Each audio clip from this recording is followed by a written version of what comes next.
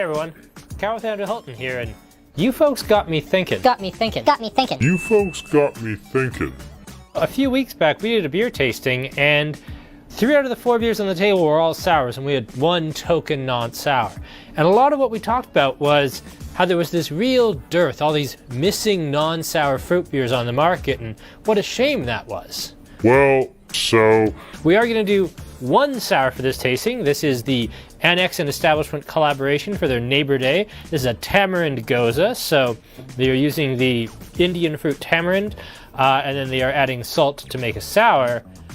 And then the other 3 aren't sour at all. So I don't think anybody here is going to be sad to see the return of perennial favorite Labour Party. This is the Blood Orange Pale Ale with pineapple from Annex. From Cabin Brewing, we have the Yo, which I have to look at the label because the beer is so bloody complicated I can never remember. It's a salted dragon fruit wheat ale with Amchur and lemon. It's a lot of different types of fruit. Amchur powder, of course, being dried mango. And then last week for us, we did category 12, and the beers were absolutely spectacular. So one of the things that's happened since the last time we spoke is we brought in literally everything category 12 makes, including their stone fruit Saison. So a little bit more balanced look at fruit this time, not just sour for days. We've got a sour, we've got a pale ale, we've got a wheat ale, and we've got a Belgian. So a little bit more of an interesting, certainly more balanced take on it. So, all that and more coming up Wednesday, September 8th at 6 o'clock. I hope to see you out. Hi everyone, Kyle with Andrew Hilton here, and welcome to our Fruit Beer Tasting Part 2, the non-sour edition. So, as I said in the promo there, we did do one a few weeks ago, and it was almost all sour ales. And I whined. I think in the promo I said I really commented, but no, I was being really quite whiny about the fact that there weren't enough, non-sour fruit beers. And I think the beer that we're going to have first here was actually what I was thinking about, which is Annex's Labour Party. Now this is, I think, of all the Annex beers that we've sold this last couple of years, this is the one I get the most questions and comments and, oh, when is it coming back about? So we'll be starting here. Now this is a blood orange and pineapple pale ale. And one thing I want to talk about with this was the number of fruited IPAs that are out there, and I've really gone back and forth on this one. Do I actually even really like fruited IPAs? And I'm not 100% sold. Okay. I'm going to leave out Establishment's Irrational Things, where they're using Phantasm, which is dried New Zealand Sauvignon Blanc grape skins. Because, yes, grapes are fruit, but when you're adding like a wine ingredient like that, you're really doing more what Burdock does and make a wine beer hybrid. So let's set that aside for the moment. But I know Dieu du Ciel made a Clementine IPA, or a, pardon me, it wasn't Clementines. It was another really tiny citrus fruit, the little tiny thumb-sized oranges. Not persimmons, not clementines. I don't know. Yeah, I don't either. I don't know what the heck they're called. Well, yeah, we'll call it persimmon, even though it's not. Yeah, and we've certainly seen our fair share of tangerine IPAs. We've seen some lemon IPAs. I don't know if they've ever really worked the way I wanted them to work. I really like the balance. I think this is a fruit beer first and an IPA second.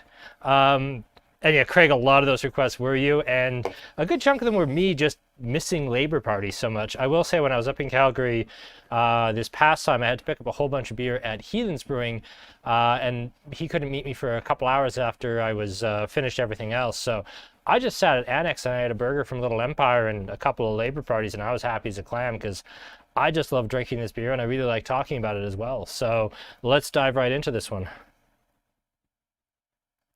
There's the blood orange and pineapple right on top. Is there hops to this?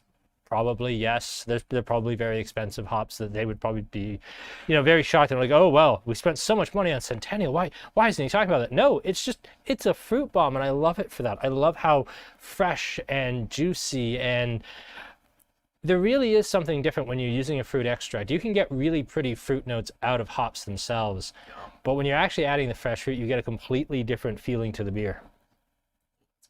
Yeah, it's wonderful. Like, this is one of my favorites.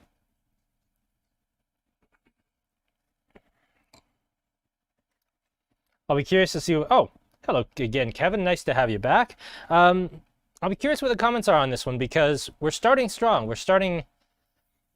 This clearly had to be number one. When I was setting the tasting order a few minutes ago, I actually thought this was going to be towards the end. I had this initially right before the separate together. I was like, oh, well, that'll be nice, the two Annex beers together. No, these beers are really quite loud. This is very subtle and very pretty.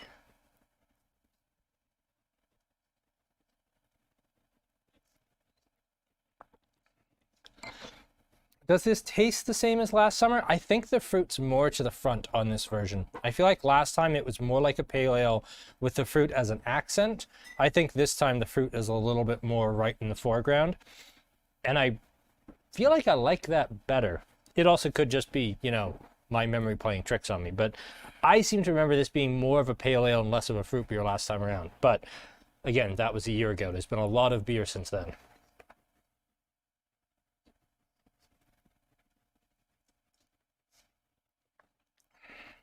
Ooh, Eric with a good point. Hops coming forward as it warms up. That's a good call. I like that.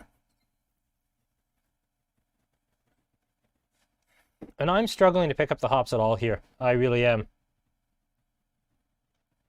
Okay, and Craig's with me on this one, that it was less fruit forward last time. And Eric's absolutely spot on. The longer I sit with this and the more I look for them, the more the hops do show up. Do they actually say what the hops are on this, or do they not even bother? Nope, don't even bother, which, fair enough. I don't think it really matters. You could use almost anything. New label, is Annex going through a label change? Yes, they are. They're trying to bring everything kind of into a more cohesive language. I mean, not their Neighbor Day stuff. They're always going to look a little different because they're collaborating with another brewery. But Annex is very much trying to make all of their beers look very, very similar. I say with, you know, the Zoo Brew looking absolutely nothing like their other beers. So if they are trying to make everything very cohesive and very similar, they're doing a very interesting job of it. So they're not going through a dramatic change, but I think they are trying to make everything look a little bit more pulled together, their small batch stuff in particular. And which, again, I don't know what I'm allowed to say out loud, but there's also a change coming to the Annex core lineup and some other things that are coming down the pipe. So if you're a big, big fan of one of their seasonals, it's going to be becoming full-time. But I can't say more than that because I don't know if they've talked about that publicly yet.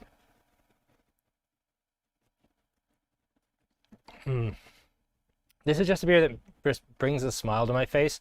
I think this is the beer that I've drank more of since it got here than everything else combined, which, considering it's a beer store, is kind of remarkable. You know, I have my pick of everything in the shop, and I keep coming back to Labor Party. I just thoroughly enjoy it.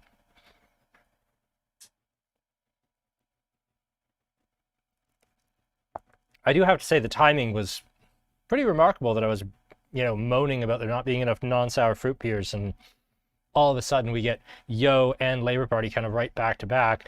This was just, well, how could I not bring in more Category 12 after the tasting last week? Like, Category 12 just blew me away with the quality. We literally turned around and said, okay, Category 12 is amazing. Let's list absolutely everything else they make. So I think we now have 8 Category 12 listings, up from the 4 initial ones, and I couldn't be happier about that.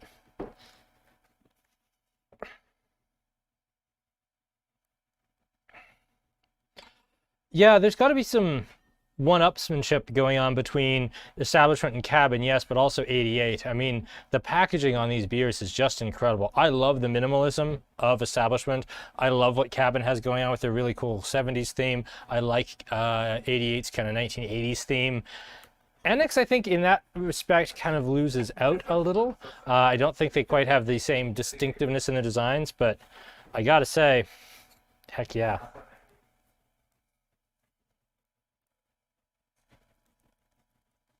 I think they do now. I think they do now. Yeah, it used to be a bit of a dog's breakfast. It did, yeah. But now it's like, you can see that can, like, you know, they've always got the same font, you know, Yep. same font, same, like, way they lay it out on the front of the can and all, you know, so I think it's, I think I know a Annex can when I see it now, you know. I think that's something I couldn't have said 2 years ago. And there's the odd ones, like, I'm not sure I'm convinced that the Paradise Found packaging fits in this, or the Idle Hands does though. Sure, now. sure. Yeah. But I think that's why they did updated labels for their refreshment referendum, was just so that even those beers fit their new design language. Because all of them had differently, even the beers that had come out like in the last 12 months, like the Earl Grey Pale Ale, they still got slightly updated packaging just so they fell more in with their current packaging lineup.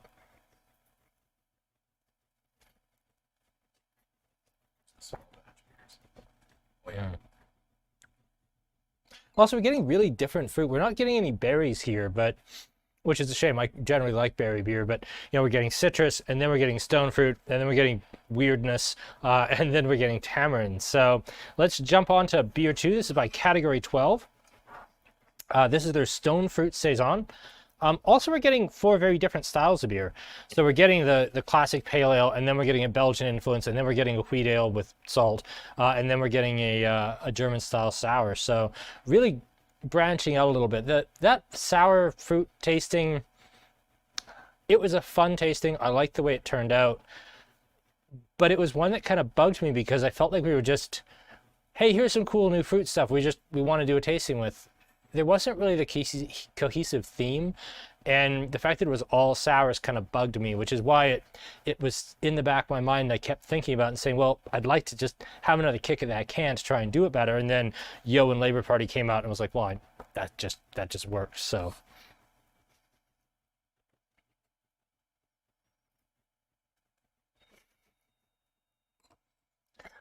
I'm not 100% convinced I like the Paradise Found label, but Put it up here just a second.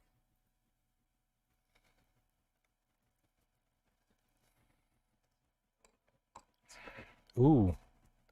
Well, there's peaches for days, and wow, that Saison yeast really jumps through. I have to assume that's the Saison DuPont yeast strain, because you get that kind of beeswaxy mineral oil characteristic. You get that peppery stuff right in the mid-mouth. More of a white pepper than a black. I get a little tiny touch of soapiness. That's not a complaint. That's just Saison yeast. And then the stone fruit. To me, it comes off like peach. Do they say what the actual stone fruits they add here? No, which is why I couldn't find it on the website either. Oh, pardon me, they do. It's apricots. Sorry.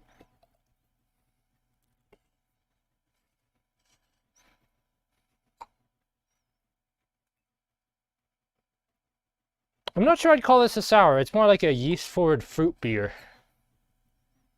I mean, certainly you can have Saisons that have a sour component. You could, like, Boulevard's Saison Brett.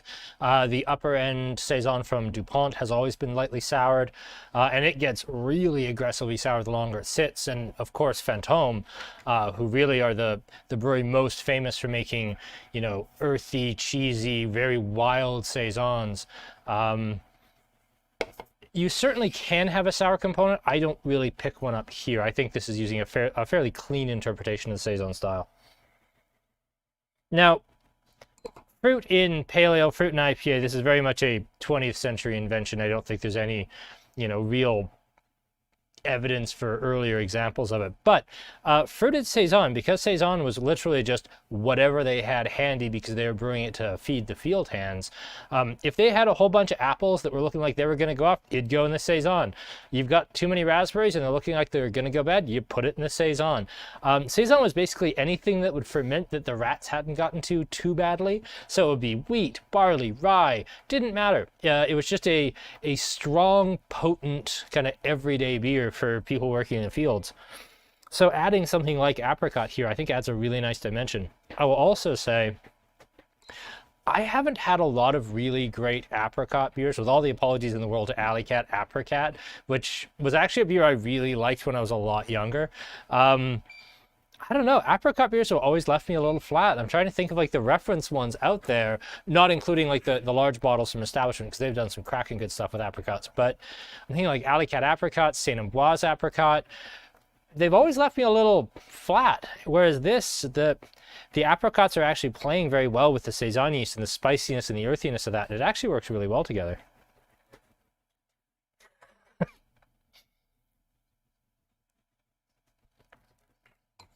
And I should probably, you know, preface the what the rats haven't gotten into. So Saison was all about when it was brewed.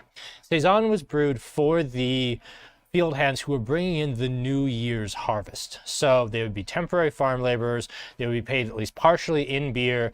And when it was brewed usually at the height of summer. And it was right before, it was kind of the very bottom of the silo. It was the last of the previous year's grains, whatever was around.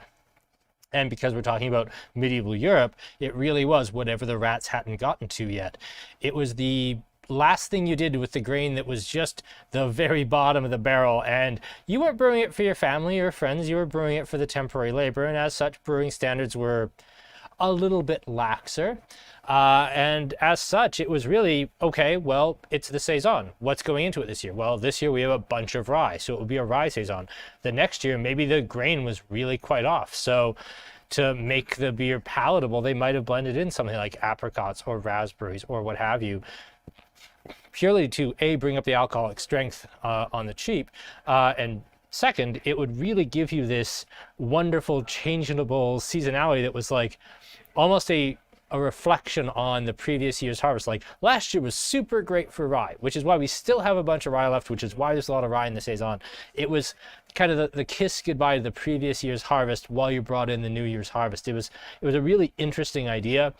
Saison broadly isn't made that way anymore. They tend to be very carefully developed recipes, to I would love to see somebody almost resurrect that and basically make a fall Saison, and it's based entirely on like the local grain prices, where it's like, this is going to be made of the 3 cheapest grains that are on the market right now. This year it is flaked rye, corn, and 6-row barley, and that's just what we're making our Saison with every year. And I think it'd be a really fun tradition. It would never fly, but I think it'd be fun. The other neat thing with Saison yeast is it wants to ferment warm. So I know it's a Saison that it's a yeast that a lot of homebrewers struggle with, and a lot of people end up wrapping their carboy with a heating pad for like an evening just to try and bring up the temperature. Because Saison was made in the summer, it was actually designed to ferment quite a bit warmer and not give you off flavors even with a warm fermentation. Generally speaking, when I was homebrewing, you know, where did I do my fermentation? I used the cold closet. It was on an exterior wall in like a bedroom I never used. A, because I didn't want it, you know, in the middle of my living room. But B, you wanted it somewhere fairly cool, because if the yeast got too hot, they'd become stressed and you'd start getting like plasticky sorts of flavors, which you don't want. With Saison yeast, I actually would put it, I would brew it in the summer, and I'd actually leave it in my garage where it was quite hot, because otherwise if I put it in the cold closet, the fermentation would get to like 3% alcohol and it would just get stuck and it wouldn't finish fermenting the beer at all. So kind of an interesting artifact left over from it being a seasonal summer product is, yeah, Saison yeast, it's very, very happy to ferment. It'll ferment almost anything, but it does need to be fermented a little bit warmer.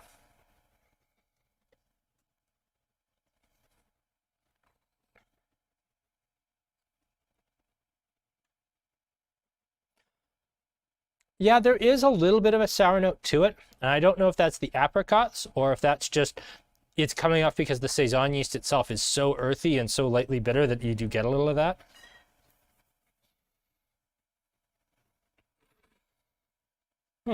Yeah, not technically a sour, but definitely a beer with a little bit of a tart note to it. And I don't know if that's the apricots or where that's coming from, but I can see why you would say it's a sour.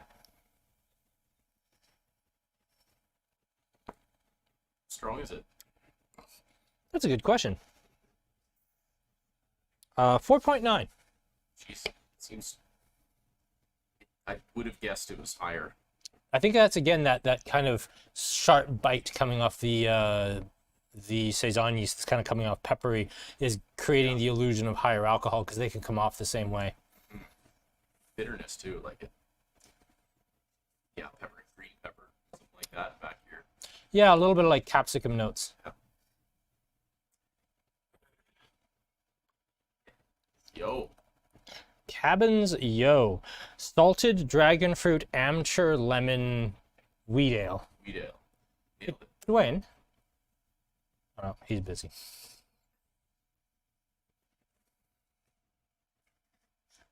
So this is a tribute beer. This is a friend of Cabin Brewing. Yolanda Liu passed away this past year. So they brewed this as a tribute beer to her, with $1 from every can going to basically the health trust set up in her name. I like the idea of fruited wheat beers, but I traditionally don't like them. Usually when you see, oh, it's a fruited wheat beer, it's a brewery's like entry level, this is our lemon wheat beer, and it's just like Hefeweizen with a slice of lemon sort of flavor to it. I really, really like, how do you describe the taste of apricots? Tartar peaches. Tartar peaches with like a, almost like, I always get this earthy note off apricots for whatever reason. It's salted during wheat ale. Sure. Oh. Yeah, so Amchur powder is dried, slightly underripe mangoes from northern India, which I also misspoke in the promo. Tamarind, although really, really prevalent in Indian cooking, is not actually grown in India. It's an African fruit. So, yeah, things that you learn when you start doing research for the tasting.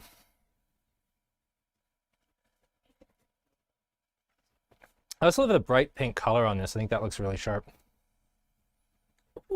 Yeah, that's great. And it's funny, the staff split on this. Devin was like, it's a beer, it's okay. And Mike was really all about it. Yeah. I come down on the Mike side. That's delicious. Yeah, I think it's good. I think that's, okay. I will say, get out of here, fruit fly. I will say this, I think by the time I was on my third can in the 4-pack, I might be getting tired of the sweetness. Yeah.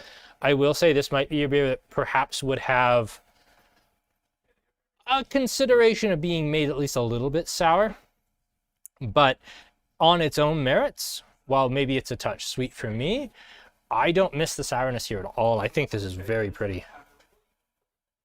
Yeah, beautiful, beautiful color.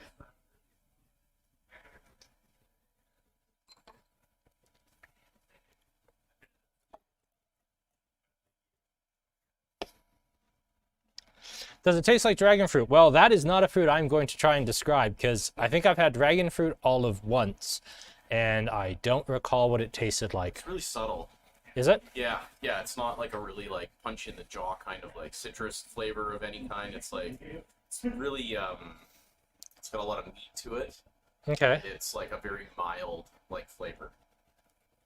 I don't know, I think it just looks better on the can to put dragon fruit than it is like to use as a flavor personally. I don't know, like it just seems like it's kind of a gimmick or something. But yeah, I'm actually more familiar with Amchur powder because it's used in a lot of Indian curries, I believe specifically northern Indian curries. It's a very tart, underripe mango, and it comes off very much like a richer sort of lemon character. You use it basically to introduce acidity, introduce a certain fruitiness, and it can have a fairly hard edge to it. I generally find a little bit of Amchur goes a very long way, kind of like the same way lemongrass does. You don't need a lot of Amchur, and I think you have to cook the Amchur to get that nice, rich, round mango character out of it, because if you just take Amchur powder and, lick your finger and, with COVID, I actually feel weird even doing that now. Even in my own kitchen, it feels so unfood safe. But no, it's a really, really aggressively tart flavor. And then when you cook it, it smells like fresh ripe mangoes. It's the most beautiful thing. interesting.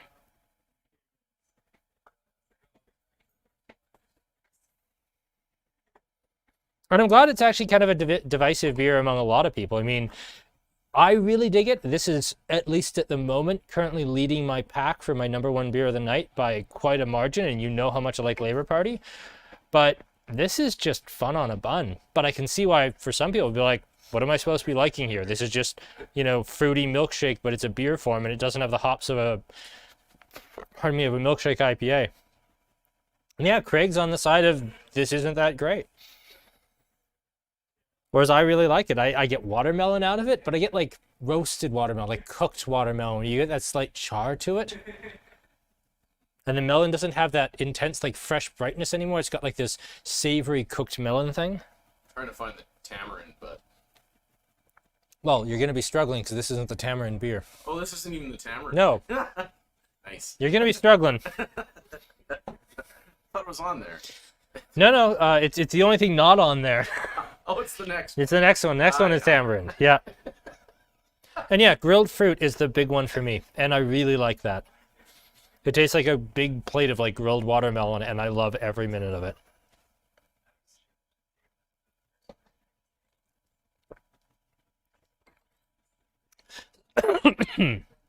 So this beer, with all of the ingredients, it's big and loud and comes in a big loud can. This is actually my takeoff point for next week's tasting. Is we could just keep getting crazier. Like at some point, I'm gonna get talked into doing an Imperial Stout week again. We've done Cabins Yo, we've done triple IPAs, we've done barley wines, we've done all sorts of things. I kind of want to take a step back and just go with something a little subtler, something a little softer. So is this a shameless excuse for me to just drink part-time model on camera? Yes, it is. But I really like a little bit of a step back here and to do something a little bit softer. So we are going to do part-time model as one of them. We are going to use Cabins Retrospectrum for a pale ale. We are going to use I think our first ever California Common. Yeah, I can't think of us ever having done a California Common or Steam beer on the show before. And then finally a session ale in the afternoon hoop from SYC. So no fruit, no sours, no IPAs. Like this is hoppy as a pale ale goes, but even then, like not really. You get some hop aroma and flavor, but it's not a particularly bitter beer. This is all about delicacy and subtlety and doing more with less. So I really am looking forward to this one just to give my palate a break from giant dragon fruit beers. So that's going to be a lot of fun. And yes, we will do Imperial Stout Week. Absolutely. But yeah, I'm just looking forward to doing something a little lighter, a little softer, a little gentler. So that's coming up next week. And yeah, the Zoo Brew by Annex, which I thought was delicious. So, and California Common is a fun topic to talk about just because it's got a super weird brewing process. It's not like anything else in the world. It's all to do with basically stressing out ale or lager yeast by making it at a temperature it doesn't want to be done. Really, really neat stuff. So that's all coming next week. And okay, ooh, my top 4.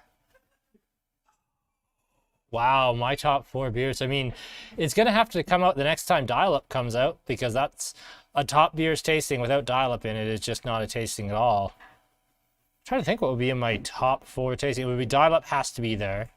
I'd say Part-Time Model basically has to be there. Pontificato Pills, maybe? I'm not sure, which also, annoyingly, haven't been able to get for like a month. I mean, thank goodness we have the Italian Pills from Annex, the Idle Hands, but like, there has been no Pontificato for weeks. Okay, well, let's move on to the separate together. All right. The actual tamarind beer. Better be tamarind in this, God. There is. That's the whole point. It's a Tamarind Goza. So German style sour with salt, lots of tamarind. I'm really impressed with this. I did get to try it. I don't know. Tamarind's kind of an interesting one. Like it's got this very unique sweet and sour sort of characteristic to it that works really well in cooking, but I've never, you know, really been tempted to go out and be like, I like tamarind so much, I'm just going to go out and buy one to eat. I'm really blown away with it in this interpretation, because it's so floral. It smells like really, really pretty, like rosehip tea. Like, I usually, when I think of tamarind, I think of something that's going to be really aggressive and really tart and really kind of intense. Whereas this, it's so light and it's so delicate and it's so pretty and it's got the floral notes. What? Nothing.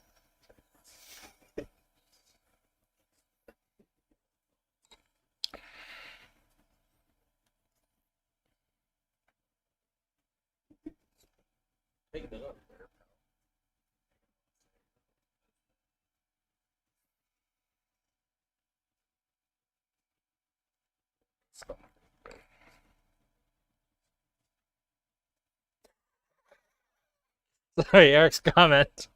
They don't look terribly appealing, do they? No. And I'm more familiar with like the tamarind paste, which I'm usually familiar with. Like I buy the paste, I put it in a strainer, and then I pour boiling water through it to separate out the solids, and then I use, say, a cup.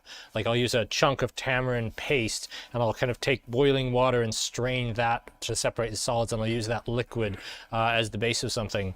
It makes a beautiful broth for a lot of different things. But yeah, as a sour, yeah, it's rosehip tea for me. Maybe a little bit of orange pico, like kind of an Earl Grey sort of thing, but it's too subtle to be Earl Grey. It's really pretty. That's number one with a bullet for me right there. That rules. That's absolutely spectacular. That's borderline the best sour I've had this year. That's great. Incredible. This is the collaboration beer, right? Establishment and who? Establishment and Annex together. And Craig's going in at 4, 1, 2, 3. I am going to be heartbroken and put the Labour Party third. I'm actually going to go 1, 2, 3, 4. The category 12 was neat, but it can't compete with the other things on the table. Yeah, you know what? I knew I liked this beer, but I drank it from the can the last time I had it, and it was just like, this is a nice sour. I'm not sure how much tamarind I get out of it. Taking the time to put it in the glass and actually appreciate it, this is so far beyond what I actually expected from Establishment Annex collab. Because, okay, Your Belgian Things was a cool beer. I enjoyed it. It was never my favorite thing either of those breweries had made.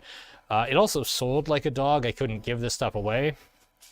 This, on the other hand, is spectacular. Yes, they are absolutely neighbors. There is a motorcycle shop between the two and an alley. So Annex is in one building. Then there's a motorcycle shop and an alley, and then establishments in the other building. I got that backwards. The motorcycle shop's in the same building as Establishment, not Annex, but you get the broad picture. But yeah, you really can walk from Annex to Establishment in about 2 minutes, and it's only that long because there's a fence along the edge of the alley.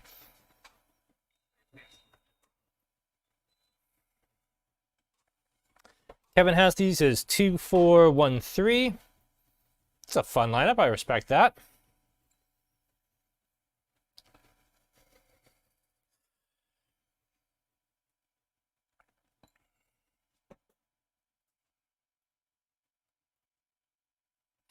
Both patios are dog friendly, but Establishment is dog friendlier. Well, probably because Establishment doesn't serve food. Yeah. By the way, Little Empire, as I was saying with the Labour Party, excellent. Get the gochujang chicken burger, and always, always, always get the dirty fries. The dirty fries are what you go for. Okay. I don't really like fries that much, but those dirty fries, yeah. Yes. Why did they do the collab thing other than to be cool? You know, maybe one brewery is more famous than the other, or maybe they just love each other's ideas. And generally when you get brewers and they go visit another brewery they really like, they tend to go over there and then stay there for 5 or 6 hours. And then all of a sudden it's 1 in the morning and the brewery's long closed and they're yelling about doing a collab and we should do it right now. Everyone wakes up the next morning with a sore hand and 500 liters of beer. John is 1, 4, 2, 3. Fair enough. I didn't know you could bring Little Empire into Establishment. That's cool.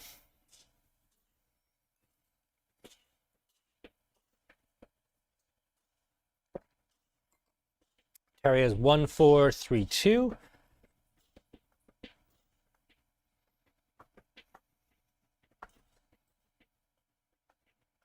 Aaron, what's your ranking on this one? 4, 3, 1, 2. Yeah, I love category 12. I think this is a really neat beer. I just feel like it's a really strong lineup this week. I know I usually say that about most lineups that aren't, you know, all the things week. Yeah, I think there's always got to be a fourth, you know, and no shame on it. I think that's fine. Okay, I think we're there. That was very quick.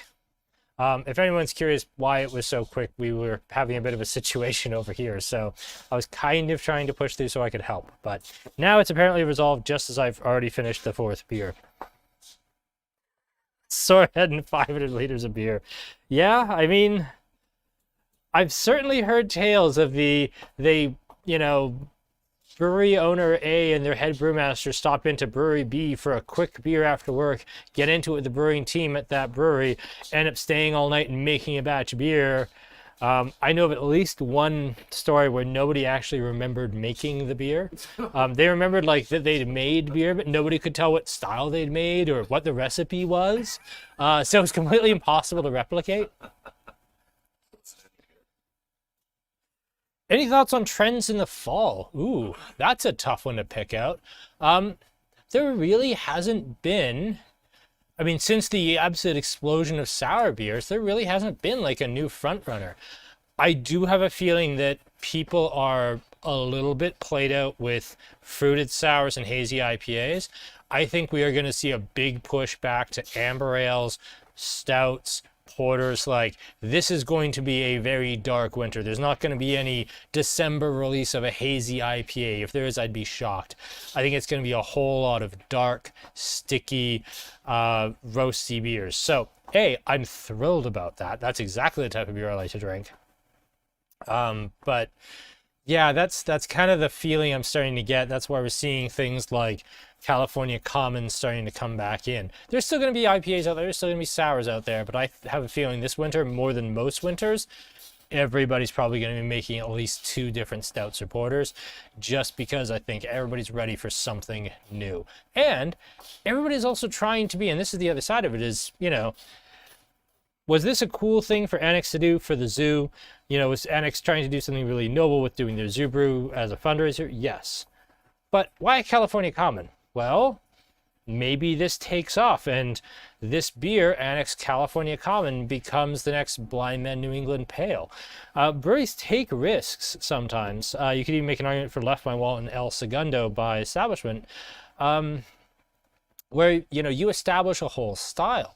I'd even say SYC's Pontificato Pils, you know, I was aware that Italian Pilsner was a style. I'd seen it listed on some websites. I knew it was one of the styles of Pilsner, never had one. But now Annex has idle hands, and I'll bet next spring we see 2 more. I'd be surprised if we didn't see an Italian style Pils from one of Establishment or Blind Man or Cabin or somebody else. So we are definitely going to see that whole, somebody comes up with a great idea, but they really hope it's not just a great idea that sells well. They hope it's something so good that it actually, you got him? I got Finally. Bloody death of a fruit fly here. But yeah, I think that would be really good to see somebody really nail a new style of stout, and it becomes the next Blind Man New England Pale. I'd love to see that. Oh yeah. To winter beers. I'm too. I'm looking forward to stout and porter again. Cool. Let's bring it. Let's do it. Totally ready. The downside is you know, shoveling snow, but you know, whatever. we will live. I'll take it. Awesome. I don't know about Postscript in particular. I don't know about Black is Beautiful in particular, but I do expect a lot more stouts and porters. Some of that is from talking to brewmasters and that sort of thing. I know that there are some on the horizon. I know everybody's excited about them again, whereas I think last year to a certain point it was, well, it's winter, let's make a stout and a porter because it's winter. I think there's a real appetite for them this year, more so than usual, just because I think we really have gotten painted into this corner of everything has to be a hazy IPA or a sour. And yes, we do have a sour on here, but we actually made a point of not pouring one, which obviously I failed. But yeah, I think that there is definitely this exhaustion with, you know, not another hazy IPA, please and thank you, unless it's style up. And people are looking for something new. So we're going to dig into a little of that. That was kind of, wow, I've already given away the whole lead for next week's tasting.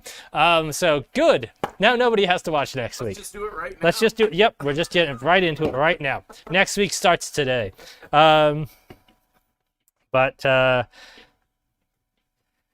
Okay. Update on Scotch tasting. Okay. I think I talked about my 3 plans. Obviously, the really, really hopelessly optimistic plan of we're going to do it like we've always done it isn't going to happen. We're not just going to open things up like we have in the past and have everybody in the store. That's not going to happen. Right now, where I'm standing today, it's looking like the plan B, the live in front of an audience plan, is what it's going to look like, unless the numbers get really bad, where we're going to have 15 or 20 people in the store, all of whom are going to have to be double vaccinated. Everybody else will be watching at home, but we're hoping that by having 12, 15, 18, 20 people there and asking questions, it'll be a little more interactive and a little less me talking at a camera for an hour, because, you know, I'll admit it, I really miss people. this is fine. I basically don't see the camera anymore. I'm pretty comfortable doing this. It's become very routine in the sense of like stage fright. I'd really like to talk to human beings again, face to face. That would be really nice. Or at least to have questions that come in not in text format that I have to read back to everyone, even though they can see it. Which the reason we do that, by the way, is for the YouTube stream, which they don't see the comments. So I will always read the comments for exactly that reason. And that's just it. I mean, 1 week later, so the numbers are really bad. Then we're just going to do it online like we have been. That's the worst case scenario. We have to do something because I'm not going to do nothing. That's just not acceptable. But it's not a lot of fun either, and it's the option I'm least excited for. Devin and I have put a ton of time talking about this, ton of thought into this. What do we want to do? What does it need to look like? What do we need to make it actually interesting and engaging and special for people? I think it'll probably end up being 6 tastings. And the only reason it's going to be that short is as we get into Christmas, kind of post Remembrance Day, it's flatly too busy for us to be filling little bottles. Like, we just don't have the time. So it'll probably be 6 weeks, always with a guest. Hopefully at least half of them will have like an international guest joining us from Scotland, even though for them that's like 2 a.m., but we'll do our best to get them.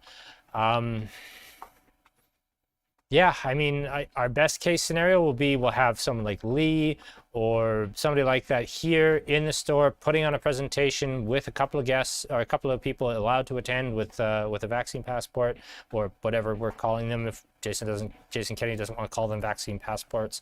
Yeah, I don't know. Sorry if it's kind of sounds like I'm grumpy about this. It's just there's been a lot of time and effort thinking about something and planning something that ultimately may not be able to happen. So there will be a Scotch season. I hope it will be a really entertaining, engaging one. I hope I don't spend all of the fall filling tiny little 1 ounce sample bottles because that's hell.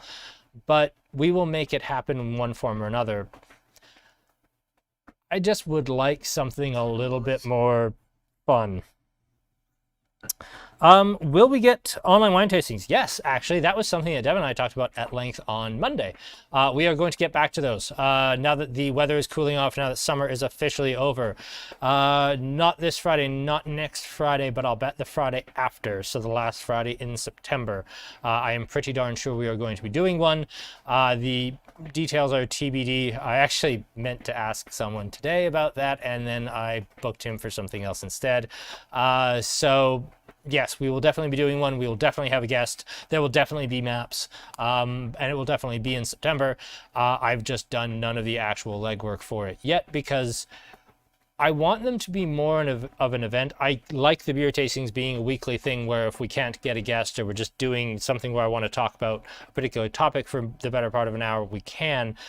I would like the wine and particularly the whiskey tastings to always have a guest, to be more of an event, to have the baked in level of content and accessibility that you really can't get unless, you know, the Canadian importer or the winemaker or someone with a distillery or someone involved on that level. I mean, I do a pretty good job with these the last 18 months, but I'm not those people. And I want our events, for those events, I want them to always have that. That was during our break. One of the things I really thought of is we've got to come back in fall and we've got to do it at a higher level.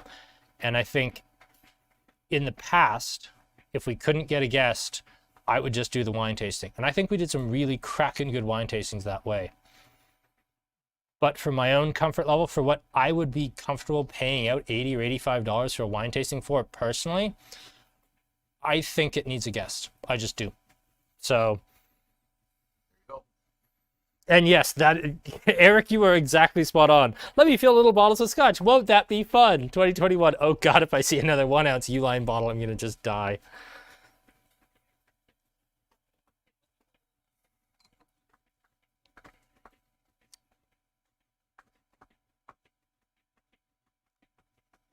So yeah, that was a very, very long answer to a fairly simple question, but it's a complicated one. It's something that we've put a lot of time and thought into because I don't want to do anything. We've been so good about doing this safely and virtually all this time. I don't want to sour it by getting greedy about wanting to do in-person tastings right at the very end and basically undo all of our good work by hosting weekly super spreader events. No thanks.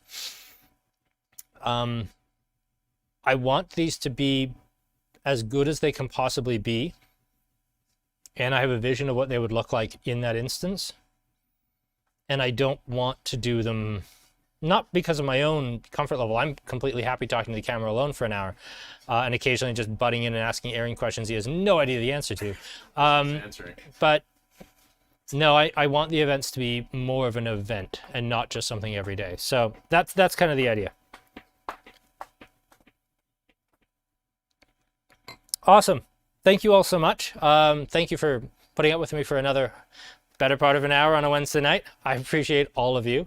Aaron and I have a whole bunch of camera equipment to tear down, so I will leave you there. Thank you all so much for watching. We will see you in a week for subtle beers, and we will definitely have a wine tasting before the calendar turns to October. Good night.